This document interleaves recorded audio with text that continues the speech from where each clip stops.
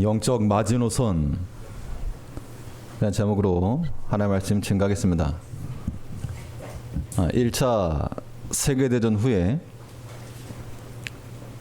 프랑스가 독일에 점령을 당했는데, 그 이후에 우리가 이대로 당할 수 없으니까 이제 견고한 방어선을 좀 만들자 해서 이 동쪽 국경에 약 140km에 달하는 전선을 구축하게 됩니다. 당시 국방장관이었던 안드레 마지노라고 하는 사람의 이름을 따서 그걸 마지노선이라고 하는데요. 사실 결과적으로는 그 작전은 실패했습니다. 실패한 이유는 독일과 프랑스 국경지대는 견고하게 지어놨는데, 그 위쪽으로 벨기에 쪽으로 프랑스와 벨기에 사이의 국경지역은 좀 헐겁게 해놨다는 겁니다. 독일이 어떻게 들어왔는가 하면 먼저 네덜란드를 치고 벨기에 치고 우회로 들어와가지고 그 마지노선 돈 많이 들어갔는데 써보지도 못하고 공격당하고 말았습니다.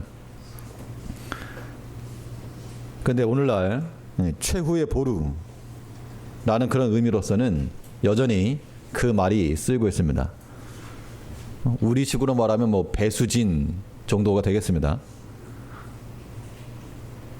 영적 싸움에서도 우리가 물러설 곳 없는 이곳만은 꼭 지켜내야 된다. 이거는 우리가 잃어버려서 안 되고 이건 붙들고 있어야 된다. 그런 대상들이 있다는 겁니다. 오늘 본문에서는 특별히 지키라 라고 하는 권면이 핵심을 이루고 있는데, 잃어버리지 말고 지켜내라, 지켜내라. 그거 밀리면 끝이다. 그럼 우리가 이 마지막까지 수호하고 또 지켜내야 될 영적 자산과 전략이 무엇인가? 밀리지 말아야 될 마지막 선, 들은 말씀, 또 받은 사명, 주신 은혜라고 하는 관점에서 사례대로 살펴보겠습니다. 첫 번째로 우리가 끝까지 지켜내야 될 것, 먼저는 들은 말씀을 지켜내야 한다는 겁니다. 우리가 하나님의 말씀을 여러 형태로 많이 듣습니다. 우리가 들을 때는 다 알 것 같고 다 기억할 것 같아도 돌아서면 잊어버리는 것이 우리 현실입니다. 그러면 이제 밀리는 거죠. 밀리지 않고 맞받아 싸워서 이기려면 사탄과의 싸움에서 우리가 들었던 말씀이 우리 안에 유효하게 남아있을 때, 그때라야만이 가능한 겁니다. 이 들은 말씀을 그러면 어떻게 지킬 것인가? 이 시간도 우리가 지금 말씀을 듣고 있는데, 이 들은 말씀을 우리가 어떻게 지킬 것인가? 말씀을 지키는 방법 가운데 하나는 들은 말씀을 보이는 말씀으로 변환시켜 나가야 됩니다. 듣기만 하니까 그런가 보다 하는데, 그 말씀이 우리 눈에 보이는 시각적인 효과로 우리 눈에 보인다 그러면 그 효과는 더 오래 갈 겁니다. 왜 이 전파라고 하는 게 눈에 보이지 않지만 그 전파를 변환시켜서 TV 화면에 띄우면 멀리 떨어져 있는 그런 내용이라도 우리가 볼 수 있습니다. 하나님의 말씀도 이와 같아가지고 하나님의 말씀이 지금 전파처럼 지금 가는 겁니다. 그러면 각 성도님께서 이것을 본인의 마음의 화면으로 잡아서 그 말씀을 시각적 효과를 놓고 보실 때, 그때 그 말씀이 지켜지는 겁니다.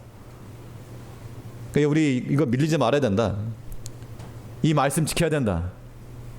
그게 이 보이는 형태로 전환시켜라, 그 이야기인데, 주의 말씀을 우리 마음에 새긴다는 것, 그 말씀대로 행한다는 것과 동요가 되는 겁니다.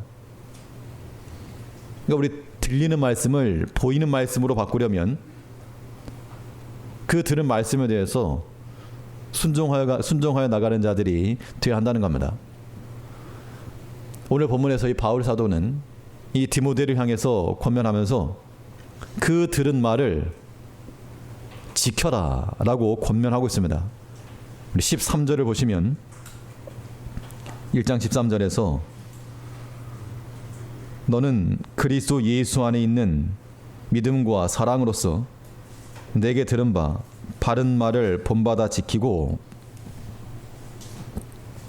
디모데가 곤경에 처해서 눈물을 흘리며 악종 고토하고 있는 그 목회적 상황 가운데서 다른 걸 제시한 것이 아니고 내게 들었던 그 말씀, 하나의 말씀을 지켜라, 그 얘기입니다.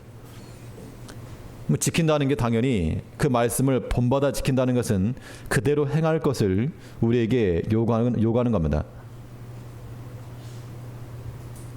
들은 말씀을 자신의 생활 패턴으로 13절에서 바른 말을 본받아 지키고, 이 본받아라고 하는 말이 하나님 말씀을 가지고서 너희 삶 가운데 한 패턴으로 고정시켜라, 그 이야기입니다. 이것은 오늘날 우리에게 들려주시는 그런 하나님의 음성인 줄 알아서 우리는 주의 말씀을 받을 때 내게 주시는 말씀으로 받는 것, 그것이 가장 복된 겁니다. 그래서 데살로니가전서에 보면 그 교회를 칭찬하면서 너희가 사람의 말로 받지 아니하고 하나님 말씀으로 받음이니 진실로 그러하다. 그 말씀이 또한 믿는 자 속에서 역사하느니라. 바울은 자기가 신적 권위가 있어서 내가 하나님과 동등이다, 그렇게 말하지 아니하였고, 이 말씀을 사람이 전했지만 하나님의 말씀으로 받으니 또한 진실되다, 또 그 말씀이 듣는 자 속에서 역사한다 그랬습니다.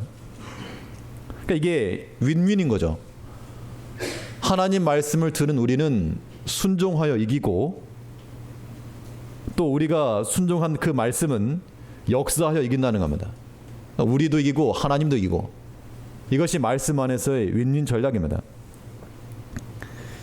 이제 우리가 하나님 말씀을 듣게 되면 그냥 지나가는 메아리처럼 흘려버리지 마시고 그 전파를 잡아가지고 내 화면에 잡히도록, 내 마음에 잡히고 우리 영혼이 인지를 할 수 있도록 보일 수 있는 형태로 하나님의 말씀을 바꿔 나가야 됩니다.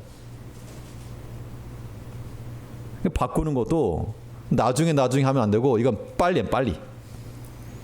세상과 경쟁할 수 있는 것은 말씀에 대한 속도전인데, 하나님을 거스리는 이 세대보다, 하나님의 말씀을 어기고자 하는 우리의 육체적 마음보다 더 빠른 속도로 하나님 말씀을 들고 그 말씀을 향해 나아갈 줄 아는 그런 주의 백성들이 되어야 한다는 겁니다.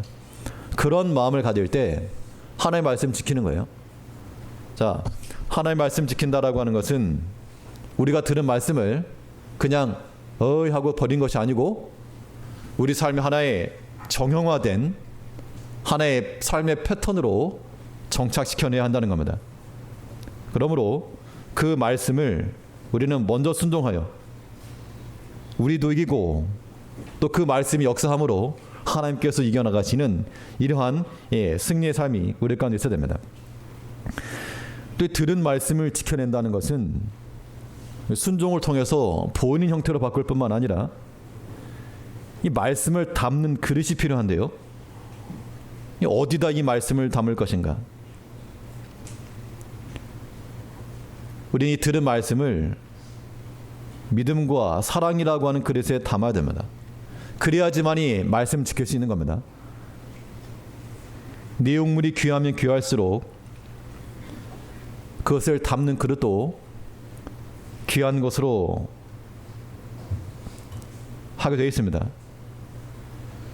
우리가 하나님의 말씀을 귀하다라고 말하는데 그냥 땅바닥에 쏟아버리는, 그렇게 하지 않기 위해서는 어디다 담을 것인가? 우리가 들은 말씀이나 눈으로 보는 말씀이나 우리 믿음이라고 하는 그릇에 담고 사랑이라고 하는 그릇에 담아야지만이 그것이 남는 겁니다. 우리 13절 말씀 다시 보시면 너는 그리스도 예수 안에 있는 믿음과 사랑으로서 내게 들은 바 바른 말을 본받아 지키고, 이 말씀을 지킨다라고 하는 것은 너의 실력과 의지로서가 아니고 예수 안에 있는 믿음과 사랑으로 지켜라, 그 이야기죠. 우리 신앙과 현실이 괴리가 될 때 바른 믿음이라 말할 수 없는 겁니다.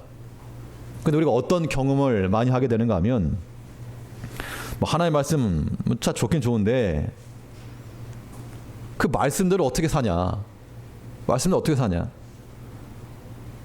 진실한 자가 이긴다? 뉴스 좀 봐라. 진실한 자가 이긴 게 아니고 좀 이렇게 살살살살 이렇게 술을 써야지 이기지. 그러면 바보 된다. 이런 현실적인 그러한 갈등을 경험하게 될 때 하나님의 말씀이 없어지는 거죠. 사실은 진실해야 된다, 정직해야 된다, 서로 사랑해야 된다, 이런 말씀을 들어도 그렇게 진실하고 정직해가지고는 이 사회생활을 못한다. 나를 대적하는 사람을 내가 어떻게 사랑하느냐. 그러니까 하나님 말씀이라 그래도, 들은 말씀이라 그래도 우리가 먼저 거절해 버린다는 겁니다. 내 생각에, 내 경험에. 그래서 믿음과 사랑에 담아야지만 이 말씀 지킬 수 있다는 겁니다. 진실한 자가 이긴다. 하나님이 다 아시니까 그 하나님 믿는 믿음으로 아멘하고 그 말씀 붙들고 살아갈 때 말씀이 지켜지는 것이고, 비록 나를 대적하는 자가 있을지라도 내 원수까지도 사랑하라. 그 말씀 붙들고 우리가 사랑할 때 그때 우리 들은 말씀이 지켜진다는 겁니다. 말씀으로 해결되지 않을 것 같은 그런 상황들이 있으면 우리는 그것을 변환시켜야 돼요. 변환. 믿음과 사랑을 변환시키는 거죠. 어떤 사람에게 물어봤습니다. 당신 키가 얼마입니까? 그랬더니 내 키는 160입니다. 그래서 우리는 뭘 생각하는가 하면 160cm겠죠, 당연히. 근데 그 사람이 160cm 말고 160kg이라고. 이거는 키를 길이를 재는 단위가 아니죠. 그래서 이제 그 단위 환산을 잘 못해가지고 틀리는 경우도 굉장히 많습니다. 학생들 같은 경우. 부피는 리터나 이런 걸 쓰고 질량은 킬로그램이나 그램을 써야 되는데 단위 변환이 안 되니까 엉뚱한 답이 나오는 겁니다. 하나님의 말씀도 마찬가지로 우리가 들은 말씀을 인간적 생각과 사고방식 가지고 보려고 하니까 적용이 안 되는 거죠. 어떻게 사람 진실하게 사냐? 좀 가끔 속일 수 있지. 가끔의 뉴스를 보면서 참 개탄스러운 것은 한두 사람이 어떤 그런 모습뿐만이 아니라 이렇게 아주 전 국민적으로 알려지면서 이게 불법과 편법을 쓰는 것이 그래도 된다라고 하는 인식을 주게 될까 봐 그게 참 염려스러운 겁니다. 그게 안 좋은 거죠. 안 좋은 거. 이런 상황 가운데서 진실하게 살아라 그러면 그런 관점을 가지고 있으면 안 먹히는 거죠. 그러나 우리는 하나님을 믿는 믿음을 가지고 이 말씀 받아야 됩니다. 진실함이 이기는 겁니다. 또 사랑하는 마음을 가지고 나를 대적하는 자라 할지라도 사랑하고, 또 한편으로 하나님 나를 왜 사랑하지 않으신가, 이런 마음이 들 때 우리가 하나님 우리를 사랑하지 않을 리가 없잖아요. 그 마음 끝까지 붙들 때 우리는 하나님의 말씀 지켜낼 수 있다는 겁니다.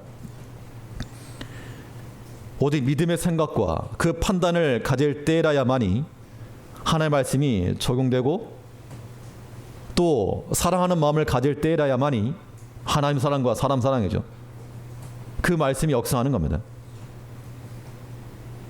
그러므로 우리가 지켜야 될 하나님 말씀이라고 하는 것, 들은 말씀이라고 하는 것은 우리 마음 바탕부터 먼저 보셔야 됩니다.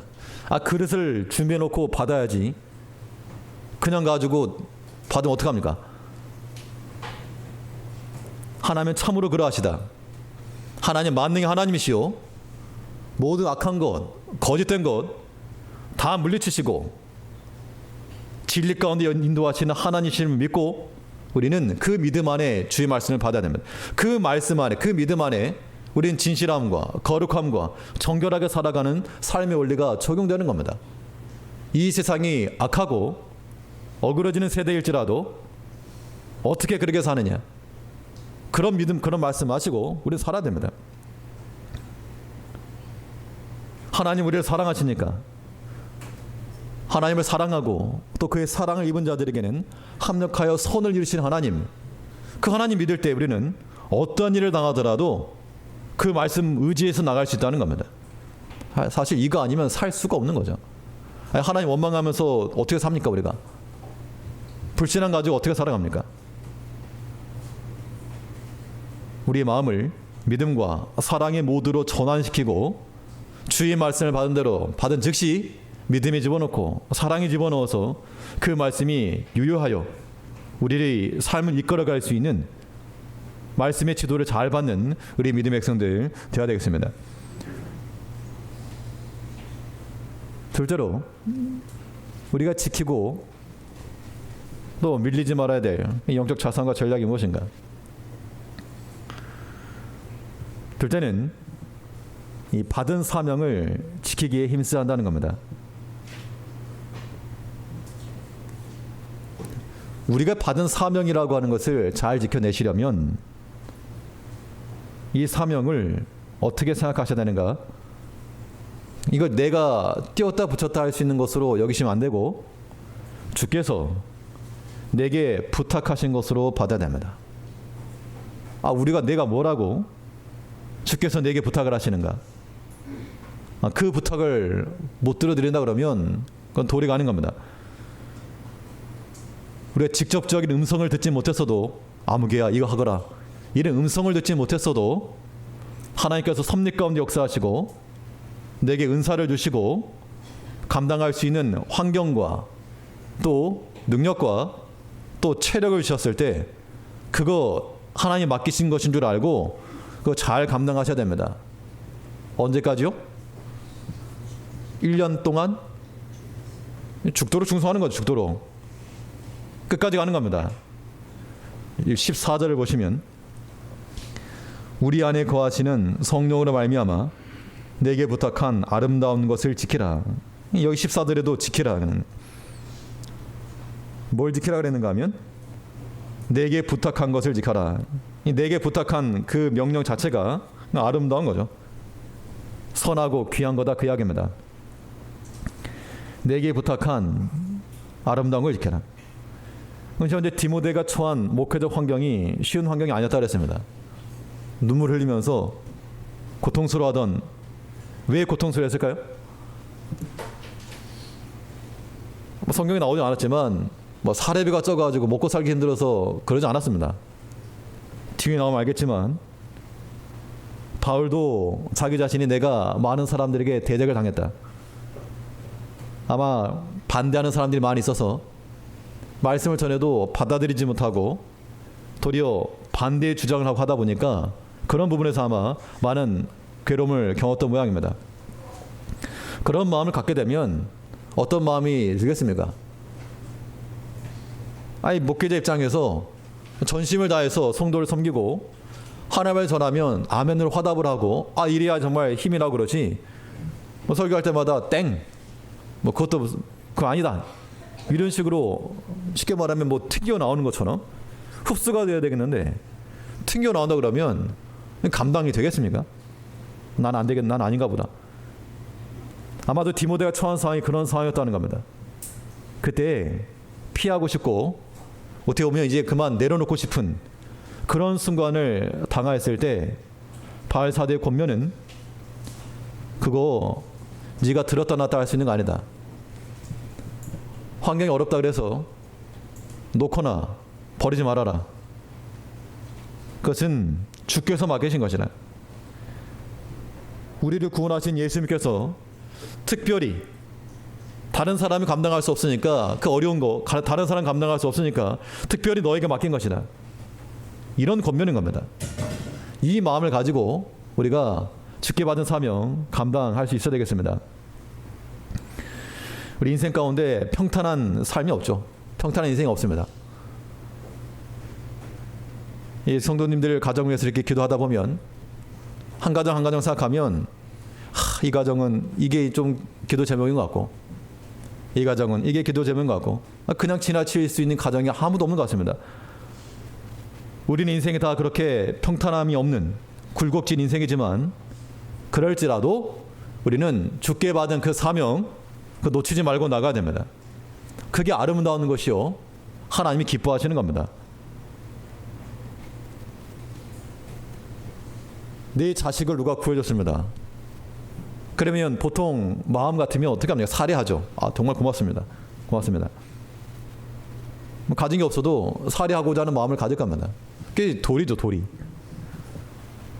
우리의 생명을 구한 예수님께, 또 자신의 사랑 아들을 내어줘서 우리를 구하신 하나님 앞에 우리가 마음을 닫고 그 작은 부탁 거절해 버린다 그러면 합당치 않은 겁니다.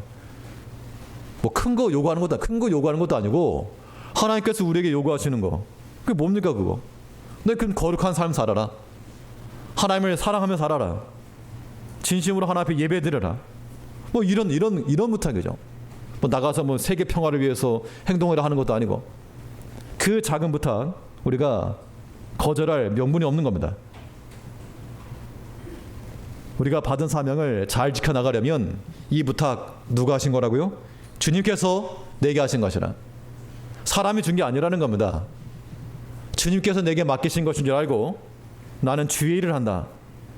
비록 힘이 작은 일일지라도 내가 주를 위해서 일을 한다. 그 마음을 가지고 나갈 때 이 사명 지속해 갈 수 있다는 겁니다. 또 뿐만 아니라 이 받은 사명을 잘 지켜나가려면 오늘 본문에 있는 그대로 성령의 도우심으로 감당해 나가야 됩니다. 내가 받은 사명이라고 내 자의적으로 행하는 것이 아니고 성령의 도우심을 받아 그 힘으로 행할 것을 말씀하고 있습니다. 14절 다시 보시면, 우리 안에 거하시는 성령으로 말미암아 내게 부탁한 것 아름다운 것을 지켜라. 성령으로 말미암아 이렇게 말했지만 성령의 도우심으로 이 뜻입니다. 성령의 도우심으로 내게 부탁한 것을 잘 지켜라. 그러니까 우리를 지도해 가시는, 우리를 인도해 가시는 그분이 성령 하나님이시오. 우리는 그냥 그 수행원 정도, 거기서 그냥 순종해 나가는 정도. 요즘 말로 하면 제1저자는 성령이시고 우리는 그 다음, 이거 바뀌면 그 인생 취소되는 겁니다. 성령의 도우심을 받으려면 어떻게 할 것인가? 당연히 성령께로 나아가야죠. 도움을 달라고 구하는 겁니다. 그러면 나가서 구한 다음에 어떻게 할 것인가? 성령께서 우리의 마음에 감동하시는 대로 우리 마음을 맞춰가야 됩니다. 그렇지 않고 여전히 거절하면서 내가 원하는 것만 받으려고 그러면 바른 마음이 아니죠. 또 성령께서 우리를 도와준다 그랬을 때 도와주시는 것이 그냥 버려져서는 안 되고 쌓여야 됩니다. 우리 안에. 성령께서 우리에게 주시는 것들, 그것이 우리 안에 쌓일 때 성령의 도우심을 받아서 성령으로 심을 때 거기서 또한 성령의 열매 맺어내는 겁니다. 사명 감당한다는 거 다른 거 없고, 하나님께서 명하신 거 그거 하나만 감당하면 되는 겁니다. 10가지 100가지 재주 없어도 그거 하나예요. 그거 하나. 저는 목사니까 하나님께서 맡기신 대로 이거 하나 감당하면 하나님 기뻐하실 것이고, 또 장로님들도, 권사님들이나 모든 집사님들, 또 모든 직분자들 다 마찬가지입니다. 10가지 할 거 없고 그 한 가지, 그 한 가지 하라는 그 한 가지 못한다 그러면 주 앞에 만났을 때 우리가 무슨 말 하겠어? 무슨 말? 그 한 가지도 못했느냐?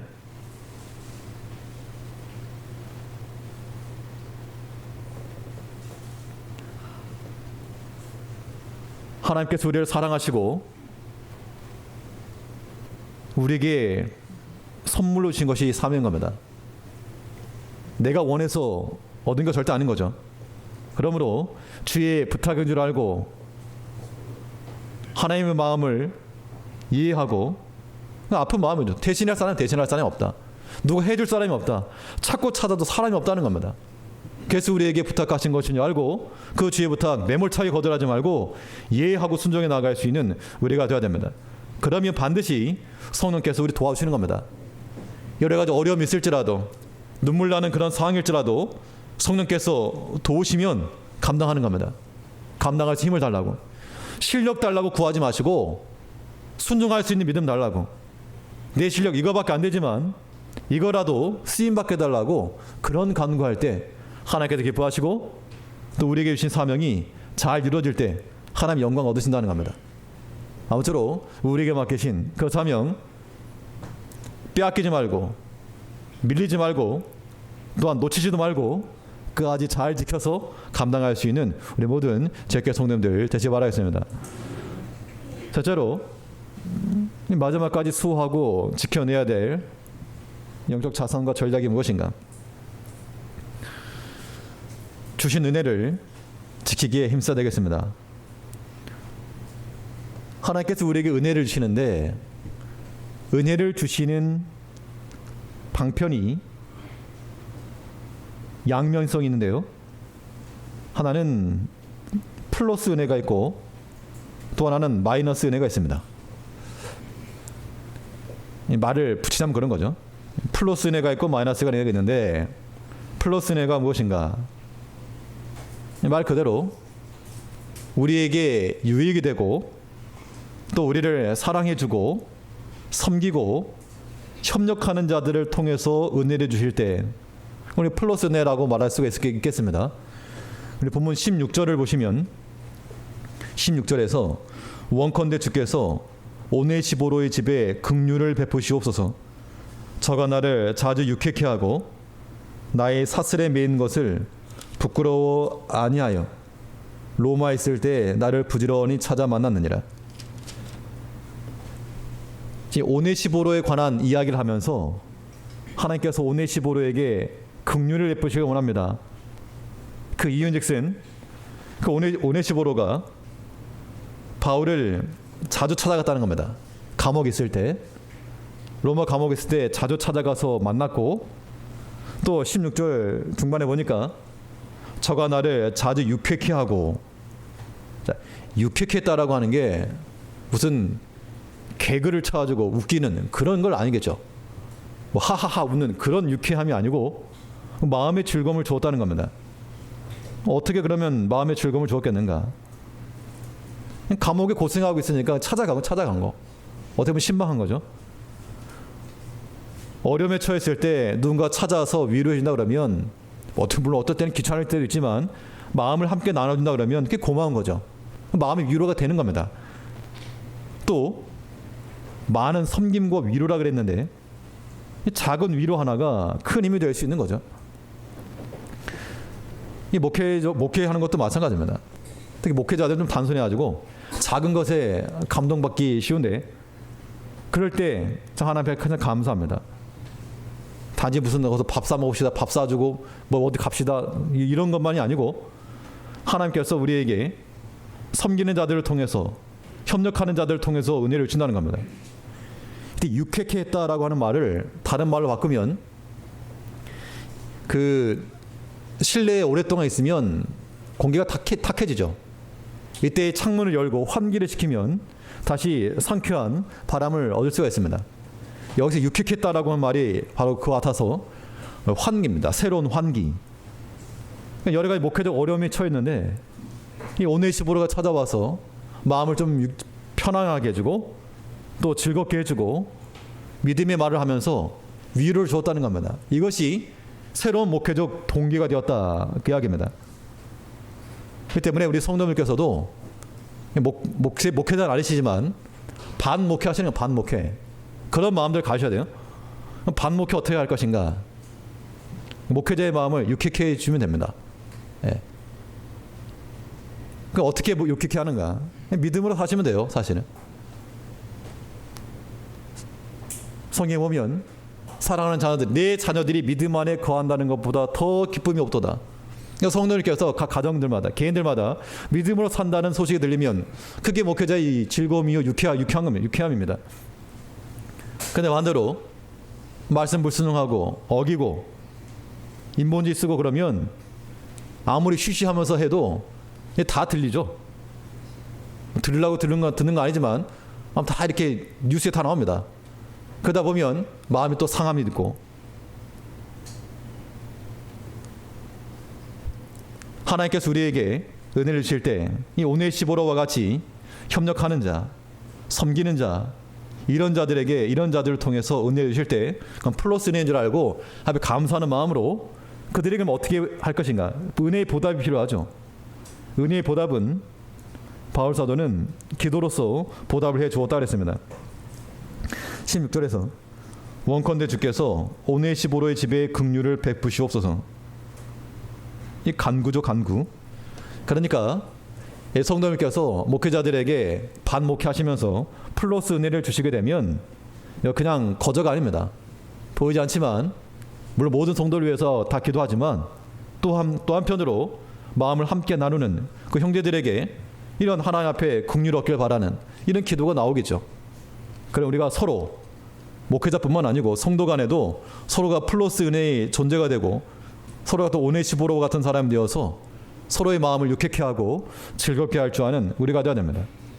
그럴 때 하나님의 은혜를 우리가 지켜내는 겁니다. 또 한편으로 이 플러스 은혜만 있는 게 아니고 마이너스 은혜도 있는데요.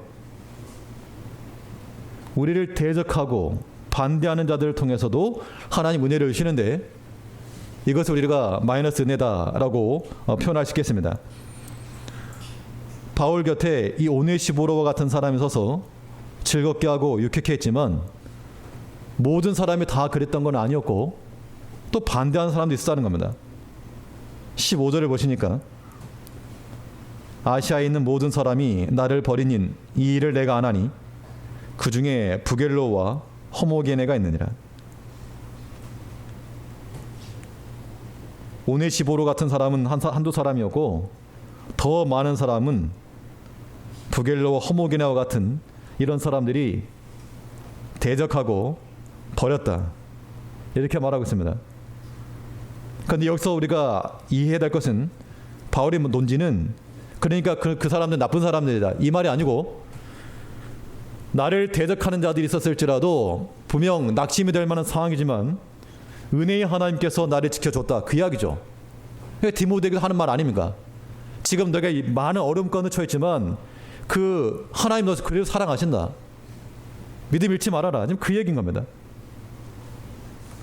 이 사람들을 통해서도 나를 버리고 부겔로 허모게나와 같이 나를 대적하는 사람들을 통해서도 영적인 환기가 되었다는 얘기죠.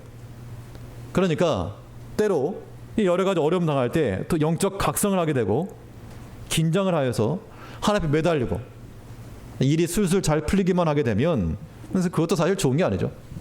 가끔 한두 번 아픔도 있고 또 눈물도 있고 그럴 때 하나님 앞에 또 간절함을 갖는 겁니다.